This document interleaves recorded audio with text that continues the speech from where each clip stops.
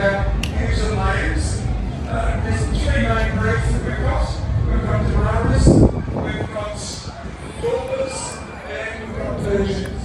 And they all shit their fleece, so they don't need shearing. So you've got to look at some of them and think that they're having to do it here today.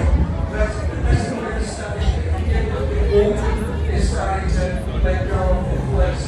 So what they'll do is they'll come up and they'll rub against some of the gates and some of the feeders, and that actually takes some of the fleece away.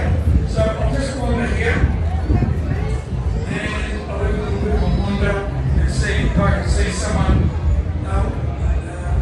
Here's Rice Bubbles, and Rice Bubbles is ready to lose some of her fleece, and here it comes. It's starting to come on. Now you'll notice it's very short.